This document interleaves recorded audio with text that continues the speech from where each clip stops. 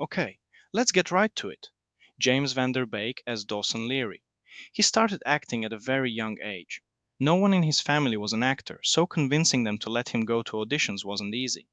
After attending auditions in New York, he landed his first film role while performing in the musical Shenandoah at Goodspeed Opera House.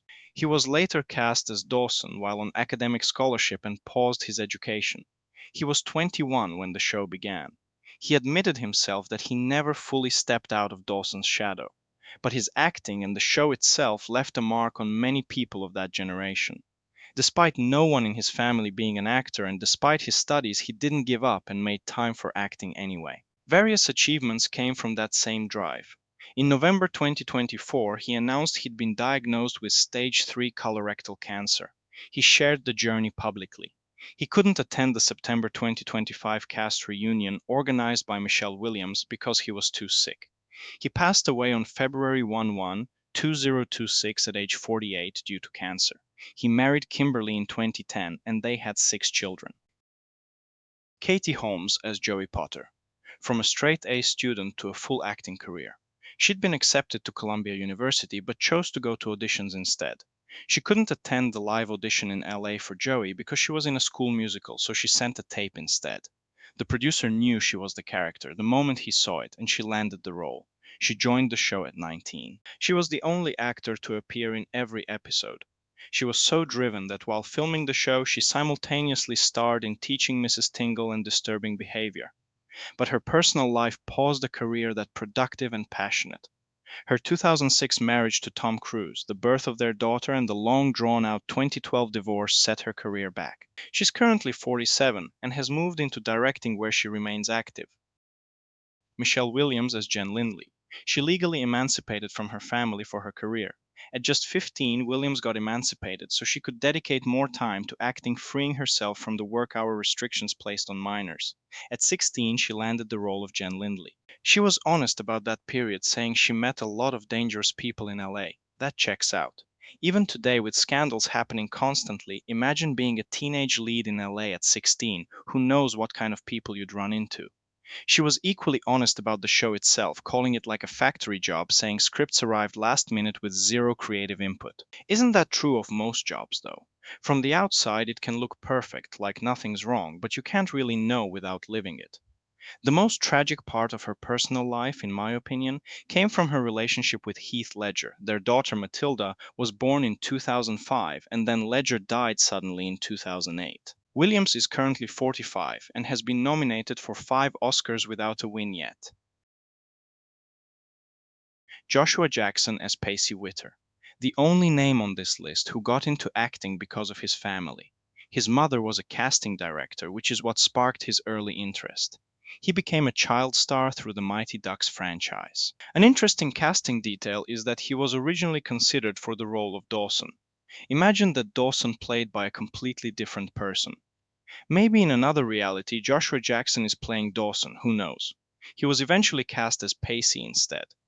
Early in the show, he had a brief relationship with Katie Holmes. In his personal life, he was with Diane Kruger for 10 years, then married Jodie Turner-Smith in 2019 and had a daughter in 2020. They divorced between 2023 and 2025. He's currently 48. Mary Beth Peil as Evelyn Grams Ryan.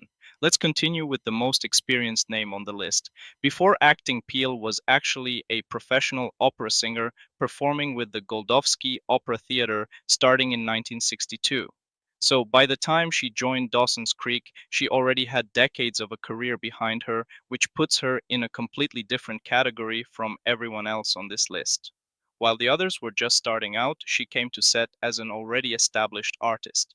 She was 58 when the show began, making her by far the oldest cast member, which I think gave the Grams character an incredible sense of realism, since what we saw on screen was coming from the actress's own life experience. She didn't stop after the show, either taking small but memorable roles on Criminal Minds and CSY while staying active on Broadway. She's currently 86, and I think still being alive to celebrate a career this long is an achievement in itself.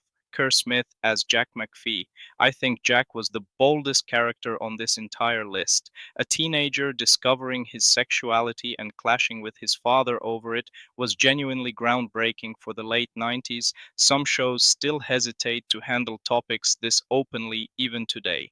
Taking on this role could have been a risky commercial choice for Smith at the time, but I think it worked out well for both the character and the actor.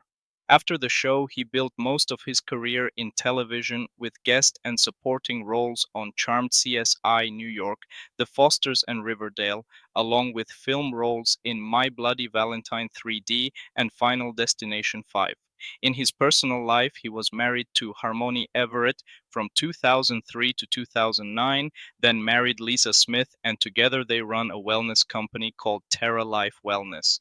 I think that's a nice detail too, because most former teen stars either stay fully in acting or disappear completely, and Smith found a middle path. Mary Margaret Humes as Gail Leary. Humes has the most unexpected background on this list, in my opinion.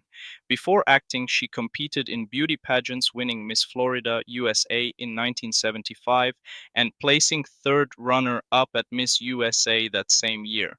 So, in a way, her career began under a completely different kind of spotlight. Her first major film role is interesting too. She appeared in Mel Brooks's History of the World Part 1.